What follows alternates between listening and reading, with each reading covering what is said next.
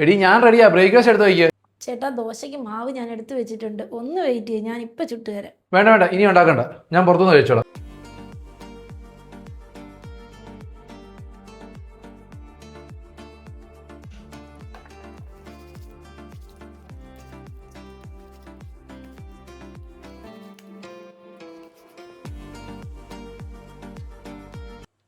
എടീനെ shirt തേച്ചിട്ടില്ലയോടി?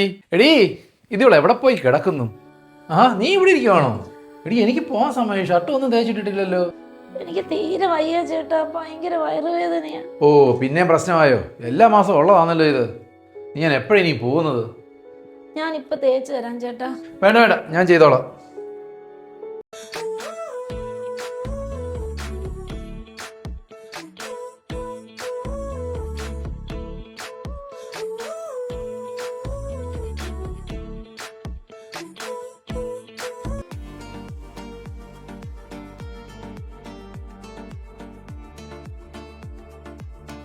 എടി ഞാൻ റെഡിയാ, ബ്രേക്ക്ഫാസ്റ്റ് എടുത്ത് വയ്ക്കുക. ചേട്ടാ ദോശയ്ക്ക് മാവ് ഞാൻ എടുത്തു വെച്ചിട്ടുണ്ട്, ഒന്ന് വെയിറ്റ് ചെയ്യും, ഞാൻ ഇപ്പം ചുട്ടുതരാം. വേണ്ട വേണ്ട, ഇനി ഉണ്ടാക്കണ്ട, ഞാൻ പുറത്തുനിന്ന് കഴിച്ചോളാം, സമയം ഒരുപാടായി.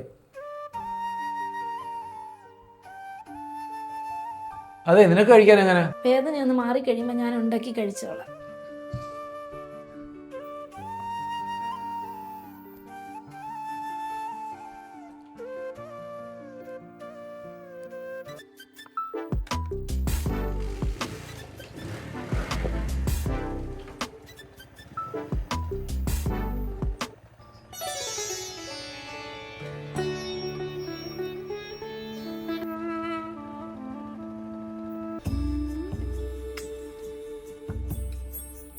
ചേട്ടാ ദേ കാപ്പി എടുത്തു വെച്ചു ബാ.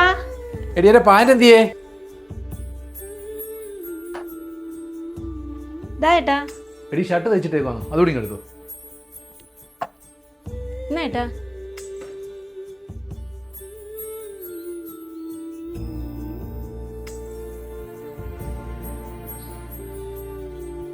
എന്തു ചേട്ടാ?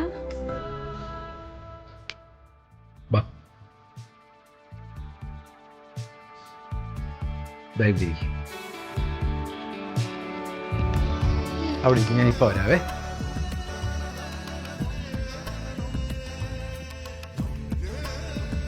അയ്യോ എന്ത് പറ്റി ചേട്ടാ, ഡ്രസ്സെല്ലാം മാറിയത്? ജോലിക്ക് പോകുന്നില്ലേ? ഇന്ന് ഞാൻ പോകുന്നില്ല, ആഹാരം ഞാൻ ഉണ്ടാക്കാം. അയ്യോ വേണ്ട ചേട്ടാ, വേദനയൊക്കെ ഇപ്പൊ അങ്ങ് മാറും, ഞാൻ ചെയ്തോളാം. ഏയ് അങ്ങനല്ല, എന്നും രാവിലെ ഞാൻ എഴുന്നേൽക്കുന്നതിന് മുമ്പ് തന്നെ എഴുന്നേറ്റ് എനിക്ക് വേണ്ടി കഷ്ടപ്പെടുന്നതല്ലേ. ഇന്നൊരു ദിവസം നിനക്ക് വേണ്ടി ഞാൻ ജോലി ചെയ്യാം.